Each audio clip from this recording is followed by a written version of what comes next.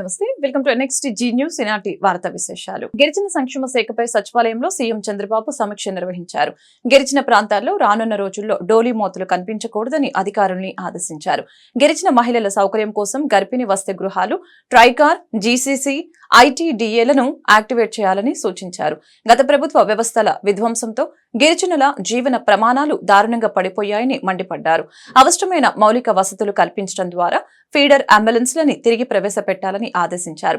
2014 నుంచి 2019 మధ్య అమల్లో ఉన్న పథకాలను వైసీపీ ప్రభుత్వం నిర్వీర్యం చేసిందని సీఎం అభిప్రాయం వ్యక్తం చేశారు. గిరిజన విద్యార్థుల కోసం తెచ్చిన ఎన్టీఆర్ విద్యోన్నతి, అంబేద్కర్ ఓవర్సీస్ విద్యానిధి, బెస్ట్ అవైలబుల్ స్కూల్స్ పథకాలను నిర్వీర్యం చేశారని ఆగ్రహం వ్యక్తం చేశారు. పల్నాడు జిల్లాలో అటవీశాఖ ఉద్యోగులపై దాడిని డిప్యూటీ సీఎం పవన్ కళ్యాణ్ ఖండించారు. పల్నాడు జిల్లా కలెక్టర్ ఎస్పీతో ఆయన మాట్లాడారు. వన్యప్రాణుల్ని అక్రమ రవాణా చేస్తే ఉపేక్షించేది లేదని తెలిపారు. అటవీశాఖ ఉద్యోగులపై దాడి చేస్తే కఠిన చర్యలు తప్పవని హెచ్చరించారు. అదేవిధంగా deputy CM Pawan Kalyan America consul general Jennifer Larson తో భేటీ అయ్యారు. లార్సన్ బృందాన్ని ఆయన సత్కరించారు. ఏపీలో పెట్టుబడులు, అభివృద్ధి ప్రాజెక్టులపై ఇరువురి మధ్య చర్చ జరిగింది. ఉన్నత విద్యకు అమెరికా వెళ్లే యువతకు సహకారం ఇవ్వాలని పవన్ కళ్యాణ్ కోరారు.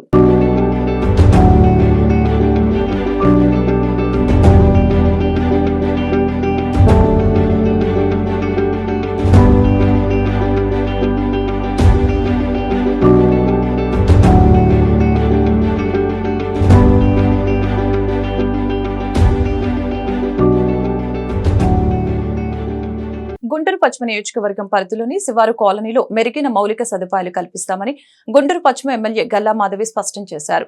21వ డివిజన్ ను అన్ని విధాల అభివృద్ధి చేస్తామని ప్రకటించారు. మంగళవారం స్థానిక 21వ డివిజన్లోని పలు ప్రాంతాల్లో ఎమ్మెల్యే గల్లా మాధవి పర్యటించారు. ఈ సందర్భంగా స్థానికంగా నెలకొన్న సమస్యల గురించి ప్రజల్ని అడిగి తెలుసుకున్నారు. ఆయా సమస్యల్ని తక్షణమే పరిష్కరించాలని కార్పొరేషన్ అధికారుల్ని ఆమె ఆదేశించారు. అలాగే సీజనల్ వ్యాధులు ప్రబలకుండా చర్యలు తీసుకోవాలని అన్నారు. పరిశుభ్రతకి అధిక ప్రాధాన్యత ఇవ్వాలని అన్నారు. ప్రాధాన్యత క్రమంలో అభివృద్ధి పనులు చేపడతామని వివరించారు. ఇప్పటికే గంజాయిపై పోలీసులు ఉక్కుపాదం మోపారని పేర్కొన్నారు. ఈ కార్యక్రమంలో 21వ డివిజన్ ఎన్డీఏ కూటమి నాయకులు పాల్గొన్నారు. షేక్ చినమస్తాన్ వలి, మల్లెల మూర్తి, కసకుర్తి, హనుమంతరావు, నంది సరస్వతి, చెన్నం, శ్రీకాంత్, రొక్కం మోహన్ రావు తదితరులు పాల్గొన్నారు. జిల్లాలో పంటల సాగుకి ఎలాంటి ఇబ్బందులు లేకుండా చర్యలు తీసుకోవడం జరుగుతుందని కలెక్టర్ నాగలక్ష్మి వెల్లడించారు. ఈ మేరకు తెనాలి పరిధిలోని పలు పంట కాల్వలను ఆమె పరిశీలించారు. వ్యవసాయ సీజన్ ఆరంభమైనందున పంటల సాగుకు ఎలాంటి ఇబ్బందులు లేకుండా ఏర్పాట్లు చేయాలని అధికారుల్ని ఆదేశించారు. మొత్తం 5.7 కోట్లతో పంట కాలువలను ఆధునీకరిస్తున్నట్లు కలెక్టర్ తెలిపారు. వర్షాలు, వరదల సీజన్ కనుక నిరంతరం అప్రమత్తంగా ఉండాలని కలెక్టర్ అధికారుల్ని ఆదేశించారు. యూటర్న్ సీఎం గా చంద్రబాబు గిన్నిస్ బుక్ రికార్డుకు ఎక్కుతారని మాజీ మంత్రి అంబటి రాంబాబు ఎద్దేవా చేశారు. మంగళవారం తాడేపల్లిలోని వైఎస్ఆర్సీపీ ప్రధాన కార్యాలయంలో జరిగిన మీడియా సమావేశంలో అంబటి మాట్లాడారు. అధికారంలోకి వచ్చిన 2 నెలల్లోనే చంద్రబాబు అనేక విషయాలలో యూటర్న్ తిరిగారని అన్నారు. చంద్రబాబు అబద్ధంలోనే పుట్టాడని, అబద్ధంలోనే రాజకీయాలు చేస్తున్నారని విమర్శించారు. కేంద్ర బడ్జెట్ లో ఏపీకి 15,000 కోట్ల గ్రాంట్ వచ్చిందని చంద్రబాబు డాంబికాలు పలికారు. తీరా చూస్తే అవి అప్పులని తేలింది. 4,000 రూపాయల పెన్షన్ ని మొదటి నెల ఇచ్చారు, కానీ ఇక నుంచి అనర్హుల పేరుతో ఎగ్గొట్టబోతున్నారు. సూపర్ 6 భయమేస్తుందని అసెంబ్లీలో బాబు అన్నారని అంబటి గుర్తు చేశారు. అనేకమైనటువంటి పచ్చి అసత్యాలను ఈ కొద్ది కాలంలోనే నారా చంద్రబాబు నాయుడు గారు చెప్పటం చూస్తే చాలామంది కొత్త వాళ్ళకి ఆశ్చర్యం వేస్తుంది. ఎందుకంటే మాలాంటి సీనియర్స్కి పెద్ద ఆశ్చర్యం కాదు. ఎందుకంటే ఆయన అబద్ధంలోనే పుడతాడు, అబద్ధంలోనే జీవిస్తాడు, అబద్ధంతోనే రాజ్యం వెళ్తాడు అనేది ఒక సత్యం, నగ్న సత్యం. అది ఒక విధంగా చెప్పాలంటే అది గిన్నీస్ బుక్ రికార్డు కూడా ఎక్కదగినటువంటి అంశం అనేది నేను ఈ సందర్భంగా చెప్పదలుచుకున్నా. నిన్నటి వరకు అమరావతికి 15,000 కోట్ల రూపాయలు వచ్చిందని డాంబికాలు పలికారు. వారి పత్రికలు కూడా డాంబికాలు పలికాయి. మొన్న ఢిల్లీ వెళ్ళి మాకేమి ఇవ్వలేదనేటువంటి మాట మాట్లాడారు. 15,000 గ్రాంట్ అని చెప్పారు. మళ్ళా చూస్తేనేమో వివిధ సంస్థల ద్వారా అప్పు ఇప్పించడానికి కేంద్రం తన బడ్జెట్లో చెప్పింది. ఈయన అడిగింది కూడా అప్పే. మాకు గ్రాంట్ ఇవ్వమని అడిగేటటువంటి ధైర్యం కానీ అలిగేటటువంటి సత్తా కానీ నారా చంద్రబాబు నాయుడు గారికి లేదనేది చాలా స్పష్టంగా అర్థమవుతుంది. అప్పు ఇప్పిస్తారట, ఈయన అప్పు తీసుకుంటాడట. ఆ అప్పు ద్వారా 15,000 కోట్ల రూపాయలు డిఫరెంట్ స్టేజెస్లో దాన్ని చేస్తారట అనేది ఒక దాన్ని మాయాజాలంగా చూపేసేటువంటి ప్రయత్నం చేశారు. దాంతోపాటు సరే ఇంకా హామీల సంగతి వస్తే నేనేం చెప్పాలి, ఇంకా ఏ మాటకు ఆ మాట ఒకటైతే ఒప్పుకోవాలి. అన్నీ మనం కాదనలేం, కానీ చంద్రబాబు నాయుడు గారు 4,000 ఇస్తానన్నాడు, అది మాత్రం ఇచ్చాడు ఒక నెల. నెక్స్ట్ మంత్ ఆ తర్వాత ఏం జరిగిద్దో మనం చెప్పలేం. ఇస్తాడు, కొంత దూరం పోయిన తర్వాత అనర్హులు చాలా మంది ఉన్నారు, జగన్మోహన్ రెడ్డి గారు అనర్హులకే ఇచ్చేశాడు, కాబట్టి అనర్హుల్ని ఏరివేస్తామని చెప్పేసి వాళ్ళలో కొంతమందిని ఏరివేసినా ఆశ్చర్యపడవలసినటువంటి అవసరం లేదు అని ఈ సందర్భంగా నేను చెప్పదలుచుకున్నా. ఇంకా గ్యాస్ సిలిండర్ల పని, ఆ సూపర్ 6 పని నేనేం ప్రత్యేకంగా చెప్పాల్సిన అవసరం లేదు. అది ఆ రోజునే చెప్పాము, అది సూపర్ 6 కాదు, అది సూపర్ చీటింగ్ అని. అదే చీటింగ్కి వాళ్ళ చంద్రబాబు నాయుడు గారు మాట్లాడుతున్నాడు. మనం చాలా ఆశ్చర్యం, అసెంబ్లీలో మాట్లాడుతున్నాడు, మేము సూపర్ 6 అని అనేక హామీలు ఇచ్చాం. ఆ హామీలన్నీ చూస్తుంటే ఆ పైన స్క్రీన్ మీద అసెంబ్లీలో భయం వేస్తుంది అన్నాడు. మరి సంపద సృష్టించేటటువంటి యోధాన యోధుడు, ఆర్థిక శాస్త్రంలో నిపుణుడు, ఎకనామిక్స్ చదివినటువంటి వ్యక్తి, ఆయన ఇచ్చేటప్పుడు భయం వేయలేదంట, అమలు చేసేటప్పుడు భయం వేస్తుందంట. అమరావతికి ఇచ్చిన 15,000 కోట్లపై బీజేపీ నేత జీవీఎల్ నరసింహారావు స్పష్టతనిచ్చారు. మంగళవారం ఆయన మీడియాతో మాట్లాడుతూ అమరావతికి కేంద్ర ప్రభుత్వం ఇచ్చిన 15,000 కోట్ల రూపాయలు అప్పేనని తేల్చి చెప్పారు. ఈ అప్పు చెల్లించడానికి 30 ఏళ్ల సమయం పడుతుందని, అప్పు కేంద్రం చెల్లిస్తుందా రాష్ట్రం చెల్లిస్తుందా అని దానిపై క్లారిటీ లేదని తెలిపారు. కాగా ఇటీవల కేంద్ర బడ్జెట్లో అమరావతి రాజధానికి 15,000 కోట్లను ప్రకటించిన కేంద్ర ప్రభుత్వం ఇస్తుంది సాయమా లేక అప్ప అనేది ప్రజల్లో సందేహం నెలకొంది. రుణమా లేక గ్రాంటా అనేది స్పష్టంగా ప్రకటించకుండా బీజేపీ నాయకత్వం పదాల గారడీతో ప్రజల్ని మభ్యపెట్టేందుకు ప్రయత్నించింది. మన రాష్ట్ర విషయంలో ఉత్తి మాటలు చెప్పిన కేంద్రం బీహార్కు మాత్రం భారీగా నిధుల్ని కేటాయించింది. ఆంధ్రప్రదేశ్కి దీర్ఘకాలిక అధికారం దానిపై లేకపోవటం అదే ప్రధాన కారణం. సో ఈరోజు 15,000 కోట్ల రూపాయలతో భవిష్యత్తులో మరికొంత ఆర్థిక చేయూతతో అమరావతి కొత్త రాజధానిగా నెలకొనేటువంటి పరిస్థితులు మనం చూస్తున్నాం. అలాగే రాష్ట్రంలో పారిశ్రామిక అభివృద్ధి పూర్తిగా కుంటుపడింది. రాష్ట్ర విభజనలో పరిశ్రమలన్నీ కూడా తెలంగాణలో ఉండిపోయినాయి. ఆంధ్రప్రదేశ్ వ్యవసాయ ఆధారిత రాష్ట్రంగా ఉండిపోయింది. ఒక రకంగా చెప్పాలంటే వ్యవసాయమే ఆంధ్రప్రదేశ్ని నిలబెట్టింది, కాపాడింది. కానీ పారిశ్రామిక అభివృద్ధితోనే ఉద్యోగ అవకాశాలు వచ్చే అవకాశం ఉంది. సో కాబట్టి పారిశ్రామిక అభివృద్ధి కోసం 2 పారిశ్రామిక నగరాల నిర్మాణానికి నిధులు సమకూరుస్తామని చెప్పి కేంద్రం చెప్పడం జరిగింది. ఒకటి విశాఖపట్నం చెన్నై కారిడార్లో భాగంగా కొప్పర్తి, కడప సమీపంలోని కొప్పర్తి దగ్గర ఉన్నటువంటి పారిశ్రామిక వాడ నిర్మాణానికి, పారిశ్రామిక నగర నిర్మాణానికి, అలాగే వరవకల్ బెంగళూరు హైదరాబాద్ ఇండస్ట్రియల్ కారిడార్లో ఉన్నటువంటి వరవకల్లో కూడా పారిశ్రామిక నగర నిర్మాణానికి కేంద్ర ప్రభుత్వం పెద్ద ఎత్తున నిధులు ఇచ్చేటువంటి స్పష్టమైనటువంటి ఒక వాగ్దానాన్ని, ఒక సందేశాన్ని ఈ బడ్జెట్ ద్వారా ఇవ్వటం జరిగింది. అలాగే రాష్ట్రంలో మౌలిక సదుపాయాల ఉత్పత్తికి, మౌలిక సదుపాయాల అభివృద్ధికి గత 4 సంవత్సరాల్లో 11,000 కోట్ల రూపాయలు ఇవ్వటం జరిగింది. రానున్న సంవత్సరంలో దానికి కూడా క్యాపిటల్ ఇన్వెస్ట్మెంట్ కూడా మేము నిధులు ఇస్తాం, మౌలిక సదుపాయాల నిర్మాణానికి నిధులు ఇస్తామని చెప్పి కేంద్రం ప్రకటించడం. వెనుకబడిన జిల్లాలకు మనం గతంలో ఉన్నటువంటి సంయుక్త జిల్లాలు ఏవైతే ఉమ్మడి జిల్లాలు ఉన్నాయో, 3 ఉత్తరాంధ్ర జిల్లాలు, 4 రాయలసీమ జిల్లాలతో పాటుగా ప్రకాశం జిల్లాను కూడా జోడించి వెనుకబడిన జిల్లాల అభివృద్ధికి నిధులు కేటాయిస్తామని చెప్పి దానికి ప్రత్యేకమైనటువంటి ప్యాకేజ్ ఇచ్చే విషయాన్ని కేంద్ర ప్రభుత్వం ప్రకటించింది. ఇది చాలా సంతోషకరమైన విషయం. ఎగువ ప్రాంతాల కురుస్తున్న భారీ వర్షాలతో శ్రీశైలం జలాశయానికి వరద నీరు పోటెత్తుతోంది. సోమవారం 3 గేట్లను 10 మీటర్ల మేర ఎత్తి నీటిని దిగువకు విడుదల చేసిన అధికారులు తాజాగా మరొక 2 గేట్లను ఎత్తారు. దీంతో మొత్తం 5 గేట్ల ద్వారా నీరు దిగువన ఉన్న నాగార్జున సాగర్ వైపు ప్రవహిస్తూ ఉంది. మరొక వైపు ఈ సుందర దృశ్యాన్ని వీక్షించేందుకు అధిక సంఖ్యలో సందర్శకులు వస్తూ ఉన్నారు. శ్రీశైలం జలాశయం స్పిల్వే ద్వారా 1.35 లక్షల క్యూసెక్ల నీటిని విడుదల చేస్తున్నారు. ఇన్ఫ్లో 4.27 లక్షల క్యూసెక్లు కాగా అవుట్ఫ్లో 2.21 లక్షల క్యూసెక్లుగా ఉంది. జలాశయం గరిష్ట నీటి మట్టం 885 అడుగులు కాగా ప్రస్తుతం 882.7 అడుగులు ఉంది. గరిష్ట నీటి నిల్వ సామర్థ్యం 215.8 టీఎంసీలు కాగా ప్రస్తుత నీటి నిల్వ 202.9 టీఎంసీలుగా నమోదైంది.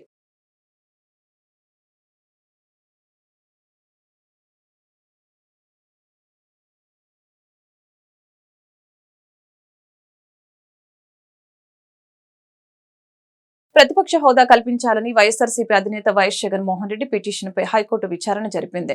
కక్షపూరితంగా ప్రతిపక్ష నేత హోదా ఇవ్వటం లేదని వైఎస్ జగన్ తరపున న్యాయవాది తన వాదనను వినిపించారు. ప్రతిపక్ష నేతగా గుర్తించాలని స్పీకర్కు వైఎస్ జగన్ రిప్రజెంటేషన్ ఇచ్చారా అని న్యాయమూర్తి ప్రశ్నించగా గత నెల 24న ఇచ్చారని కోర్టుకు వైఎస్ జగన్మోహన్ రెడ్డి తరపున న్యాయవాది తెలిపారు.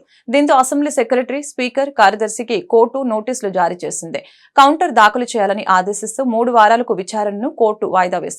కాగా శాసనసభ ఎన్నికల్లో తమ పార్టీకి 11 సీట్లు వచ్చాయన్న కారణంతో తమ పార్టీకి ప్రతిపక్ష హోదా, తనకు ప్రతిపక్ష పార్టీ నేత హోదా ఇచ్చే విషయంలో స్పీకర్ నాన్చుడు ధోరణి ప్రదర్శిస్తున్నారని, ప్రతిపక్ష హోదా ఇచ్చే ఉద్దేశం లేనందువల్లనే ఇలా చేస్తున్నారంటూ వైఎస్ జగన్ ఇటీవల హైకోర్టులో పిటిషన్ దాఖలు చేసిన విషయం తెలిసిందే. గుంటూరు ప్రభుత్వ ఆసుపత్రి అభివృద్ధి కోసం జింకానా అందిస్తున్న సేవలు అభినందనీయమని సూపరింటెండెంట్ డాక్టర్ కిరణ్ కుమార్ తెలిపారు. మంగళవారం ఆసుపత్రి సుశ్రుత హాల్లో జింకానా సభ్యుడు డాక్టర్ త్రిపురానేని రవికుమార్ సూపరింటెండెంట్ కి 15 లక్షల విలువ గల వైద్య పరికరాలను అందజేశారు. డాక్టర్ కిరణ్ కుమార్ మాట్లాడుతూ మత్తు వైద్య విభాగం, కార్డియోథొరాసిక్ సంబంధించిన పరికరాలు ఆపరేషన్ కి ఎంతో ఉపయోగపడతాయని అన్నారు. ఆసుపత్రి అభివృద్ధి కోసం జింకానా ఇప్పటికే అనేక దఫాలుగా వైద్య పరికరాలను అందజేశారని ఆయన గుర్తు చేశారు. మాతా శిశు సంరక్షణ ఆసుపత్రి అభివృద్ధి కోసం జింకానా 100 కోట్లతో అభివృద్ధి చేస్తున్నారని ఆయన అన్నారు. జింకానా సభ్యుడు డాక్టర్ త్రిపురనేని రవికుమార్ మాట్లాడుతూ కార్పొరేట్ లో అందుతున్న సేవలు మాదిరిగా ప్రభుత్వ ఆసుపత్రులు అందాలన్న ఉద్దేశంతో ఈ పరికరాలను అందిస్తున్నట్లు చెప్పారు. గుండె ఆపరేషన్లు, మత్తు విభాగానికి అవసరమైన ఈ పరికరాలు ఎంతో ఉపయోగపడతాయని ఆయన చెప్పారు. తొందరలోనే అది మనకి లైన్లోకి వచ్చేసేసి ప్రజలకు అందుబాటులోకి రావడానికి దాదాపు ఒక 5-6 నెలల్లోనే జరిగిద్దాం అనుకుంటున్నాం. తర్వాత పొదిలి ప్రసాద్ కూడా ఇంకో 2 ఫ్లోర్లు వేస్తా ఉన్నాడు. మనకి కానూరు బిల్డింగ్ కూడా కొంత ఎక్విప్మెంట్ అను ఫర్నిచర్ కూడా కావాల్సిన అవసరం ఉంది. అది కూడా మేము గవర్నమెంట్ దృష్టికి తీసుకొచ్చాం, మీ దృష్టికి కూడా తీసుకొస్తున్నాం. సో ఏదైనా కూడా మీలాంటి ఒక దాతలు లేకుండా ఇవాళ గవర్నమెంట్ హాస్పిటల్ మనుగడ అయితే మాత్రం ప్రశ్నార్థకంగా ఉన్న సమయాల్లో మీరు హాస్పిటల్లో దాదాపు 100 కోట్ల ప్రాజెక్టు మాతా శిశు విభాగాన్ని world class maternity and child care సెంటర్గా వస్తుందంటే దానికి అయితే మాత్రం పూనుకున్న మీ అందరికీ పేరు పేరుని మేము కృతజ్ఞత తెలియజేస్తా ఉన్నాం. అమెరికా నుంచి వాళ్ళ చాలా అరుదుగా మనకి ఇక్కడైతే మాత్రం ఇక్కడ దొరకవు కూడా, చాలా ఖరీదైనవి. ఒక్కొక్క ఆక్టోపస్ అనేది 1.5 lakh ఉంటుందండి. దాదాపు 10 వచ్చినాయి మనకి ఇవాళ. అలానే డిఫరెంట్ ఎనాస్థీషియా టెక్నిక్స్ సంబంధించిన లెరింగోస్కోప్స్ కానీ, లెరింగోస్కోప్స్ ఇవన్నీ కూడా చాలా తీసుకొచ్చి ఇచ్చారు. యాంబోస్కోప్స్ అంటారు. ఇలాంటివన్నీ కూడా ఇక్కడ హాస్పిటల్లో పనికి వచ్చే విధంగా ఎనస్థీషియా డిపార్ట్మెంట్ కానీ కార్డియోథొరాసిక్ ఆపరేషన్స్కి పనికి వచ్చే విధంగా దాదాపు 15 లక్షల విలువైన ఎక్విప్మెంట్, మెడికల్ ఎక్విప్మెంట్, ఎనస్థీషియా ఎక్విప్మెంట్ని తన భుజాల మీద మోసుకొని వచ్చి బరువు అనుకోకుండా, భారం అనుకోకుండా ఈ హాస్పిటల్లో కొద్దిగా అభివృద్ధి చేద్దామని, వీళ్ళకి అందుబాటులో ఒక మంచి పరికరాలు ఉంటే మంచి వైద్యం పేద ప్రజలకు అందిద్దనే ఉద్దేశంతో, సదుద్దేశంతో మీరు చేస్తున్న సేవలకైతే మాత్రం మా ప్రజలైతే మాత్రం ఫిదా అయిపోయారండి. కళాశాల పూర్వ విద్యార్థుల సంఘ ప్రతినిధిగా నా పేరు త్రిపురనేని రవికుమార్ అండి. ఉత్తర అమెరికాలో దాదాపు 40 సంవత్సరాల నుంచి మత్తు వైద్య విభాగంలో స్పెషాలిటీగా ప్రాక్టీస్ చేస్తూ వస్తున్నాను. ఇక్కడ ఎనస్థీషియా డిపార్ట్మెంట్లో, హార్ట్ సర్జరీ డిపార్ట్మెంట్లో వారికి ఉపయోగపడే విధంగా ఉండే కొన్ని ఎక్విప్మెంట్ ఇక్కడ చాలా ఎక్కువ ఖర్చు మూలాన దొరకటం కష్టం అవుతున్న ఉద్దేశంలో నాకు వీలైనంత వరకు సుమారు ఒక 15 లక్షల రూపాయల ఎక్విప్మెంట్ వరకు గుండె ఆపరేషన్లకు, గుండె ఆడుతుండగానే ఆపరేషన్లు బైపాస్లు చేసే విధానాన్ని రహదారుల భద్రత సామాజిక బాధ్యతగా ప్రతి ఒక్కరూ స్వీకరించాలని ఎమ్మెల్సీ కెఎస్ లక్ష్మణరావు గుంటూరు జిల్లా డీటీసీ షేక్ కరీం పిలుపునిచ్చారు. రోడ్ సేఫ్టీ నియమాలు పాటించడం ద్వారా ప్రమాదాలను నివారించవచ్చని పేర్కొన్నారు. అతివేగం, ర్యాష్ డ్రైవింగ్, బైక్ రేసులు, మద్యం సేవించి వాహనాలు నడపడం ప్రమాదకరమని అన్నారు. అతివేగం మీ కుటుంబానికి తీరని శోకం కలిగిస్తుందని అన్నారు. మంగళవారం Guntur JKC college road RTO కార్యాలయంలో శ్రీ బొమ్మిడాల శ్రీకృష్ణమూర్తి ఫౌండేషన్ ఆధ్వర్యంలో ప్రజలకి అత్యున్నత సేవలు అందిస్తున్న రవాణా శాఖ ఉప కమిషనర్ షేక్ కరీం కు ఆత్మీయ సత్కారం జరిగింది. ఈ సందర్భంగా లక్ష్మణరావు కరీం మాట్లాడారు. యువతలు లక్ష్యం, క్రమశిక్షణ లేకపోవడంతో రోడ్డు ప్రమాదాలు ఎక్కువగా జరుగుతున్నాయని అభిప్రాయపడ్డారు. తల్లిదండ్రులు కూడా తమ పిల్లల విషయంలో తప్పనిసరిగా జాగ్రత్తలు తీసుకోవాలని అన్నారు. ఈ కార్యక్రమంలో జన చైతన్య వేదిక రాష్ట్ర అధ్యక్షులు వల్లంరెడ్డి లక్ష్మణ్ రెడ్డి, మానవతా స్వచ్ఛంద సేవా సంస్థ అధ్యక్షులు పావులూరి రమేష్, అవగాహన సంస్థ కార్యదర్శి కొండారెడ్డి తదితరులు పాల్గొన్నారు. రాయల్ ఎన్ఫీల్డ్ వేసుకొని 1950s బజార్లో ఆ సౌండ్ ఇట్టే ఎవరు ఎంతలో వాళ్ళు పోయి ఫుట్పాత్ మీద నడిచేవాళ్ళు. అప్పుడు దాకా మామూలు రోడ్డు మీద నడిచేవాళ్ళు. అంత డిసిప్లిన్ ఉండేది, అంత భయం ఉండేది. ఇప్పుడు ఆ చేసేవాళ్ళు లేరు. వీళ్ళు పరీక్షని వీళ్ళేమో అసలు ఆ రోడ్డు మీద డ్రైవ్ చేసేవాళ్ళు వాళ్ళకి ఏమీ తెలియదు. ఇద్దరు ముగ్గురు ఒక్కోసారి తల్లిదండ్రులు పిల్లల్ని తీసుకొని పోతారు. ముగ్గురు నలుగురు చిన్న పిల్లలు. పాపం అలాంటి వాళ్ళకి ఏదైనా జరిగితే ఎంత దుర్మార్గం, ఎంత అన్యాయం. అలాంటివన్నీ దృష్టిలో పెట్టుకొని శ్రీ కరీం గారు ఇలాంటి మంచి పని చేసినందుకు నేను హృదయపూర్వకంగా అభినందిస్తున్నాను. ఇది గొప్ప పని ఏం చేయట్లేదు. నేను ఉద్యోగం మాత్రం చేస్తున్నాను. ఎందుకు నన్ను ఈ విధంగా సన్మానం చేయదలుచుకున్నానని సేపు నేను ఆలోచించాను. సరే సార్కి నచ్చారేమో వాళ్ళు ఇక్కడ మేము చేసే యాక్టివిటీ వల్ల అని చెప్పేసి చాలా సంతోషం వేసింది. యాక్చువల్గా ఇది ఇంకొద్దిగా నాకు బాధ్యత ఇంకా పెంచారు. మీరు చేసిన ఈ కార్యక్రమం వల్ల, ఈ సన్మానం వల్ల నాలో ఇంకా బాధ్యత పెరిగింది. యాక్చువల్గా ఈ కాన్సెప్ట్ ఏదైతే ఉందో రోడ్ సేఫ్టీ అవేర్నెస్ ప్రోగ్రామ్ అనేది రెగ్యులర్గా డిపార్ట్మెంట్ ఎప్పుడు చేసే కార్యక్రమమే. కాకపోతే అంతకుముందు ఈ రూము కొద్దిగా వేకెంట్ రూము ఖాళీగా ఉంటే మేము మా ఇన్స్పెక్టర్స్తో కలిసి డిజైన్ చేసాం. ఇది ఒక క్రియేటివ్గా ఉంటుంది. ఒక రూమ్లో కూర్చోబెట్టి డైలీ ఒక ఇక్కడికి ఎల్ఎల్ఆర్స్కు, డ్రైవింగ్ లైసెన్స్కి, అలాగే ఏ కార్యక్రమాలకైనా ఆఫీస్కి వస్తుంటారు. రోజుకి 200 నుంచి 300 మంది. వీళ్ళందరికీ అవగాహన కల్పిస్తే ఎలా ఉంటుంది అనే ఆలోచనతో మేము స్టార్ట్ చేసాము. కొద్దిగా డీలర్స్ వాళ్ళు కోఆపరేట్ చేయబట్టి బాగా సక్సెస్గా చేశారు.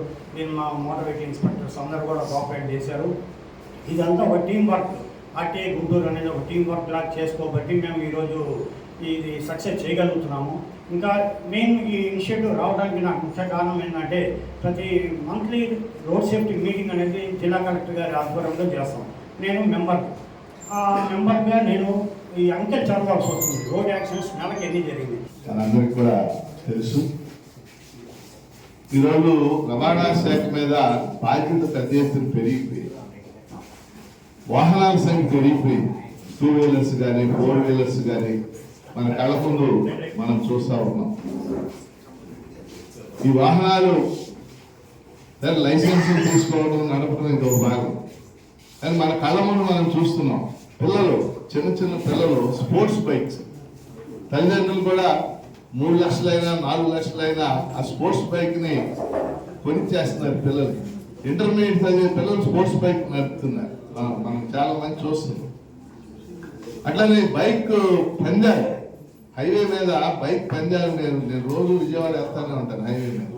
బైక్ పందాలు వేయటం, రింగ్ రోడ్లో పందాలు వేయటం అంటే ఒక రకమైనటువంటి లైఫ్లో యూత్కి ఒక లక్ష్యం లేకపోవడం, డిసిప్లిన్ లేకపోవడం, ఇదంతా కూడా మనం చూస్తున్నాం. వాళ్ళు ఏదో దండించాలనేది నా అభిప్రాయం కాదు. కౌన్సిలింగ్, పిల్లలకి కౌన్సిలింగ్ ఇవ్వటం, నా ఉద్దేశంలో తల్లిదండ్రులకు కూడా కౌన్సిలింగ్ అవసరమని నా అభిప్రాయం. ఎందుకంటే ఒక పిల్లోడే ఉండేసరికి గారాంతో వాడు అడిగిందల్లా అప్పు చేసైనా సరే స్పోర్ట్స్ బైక్ కొనిస్తున్న పరిస్థితి. ధవళేశ్వరం కాటన్ బ్యారేజ్ కి ఎగువన వరద తగ్గుముఖం పడుతున్న డాక్టర్ బిఆర్ అంబేద్కర్ కోనసీమ జిల్లాలోని లంకలు జల దిగ్బంధం నుంచి బయటపడలేదు. ప్రవాహం అధికంగా ఉండటంతో గ్రామాలు మరింత విలవిలలాడాయి. మంగళవారం సాయంత్రం వరకు ఇదే పరిస్థితి ఉండవచ్చని అంచనా. సోమవారం ఉదయం 7 గంటలకి భద్రాచలం వద్ద 45.50, రాత్రి 8 గంటలకి 42.90 అడుగుల నీటి మట్టం. అదే సమయంలో కాటన్ బ్యారేజ్ వద్ద 15.60, 14.60 అడుగుల నీటి మట్టాలు నమోదయ్యాయి. ఉదయం ఈ ఆనకట్ట వద్ద 15.79 లక్షల క్యూసెకలు, రాత్రి 14.19 లక్షల క్యూసెకలు సముద్రంలోకి విడిచిపెట్టారు. మంగళవారం ఉదయం రెండో ప్రమాద హెచ్చరికను ఉపసంహరించే అవకాశం కలిగిస్తోంది. సాయంత్రానికి 11 నుంచి 12 లక్షల క్యూసెకల నీటిని సముద్రంలోకి విడిచిపెట్టొచ్చని భావిస్తున్నారు. ఈ వార్తలు ఇంతటితో సమాప్తం. మరొక బులెటిన్లో మళ్ళీ కలుద్దాం. నమస్కారం.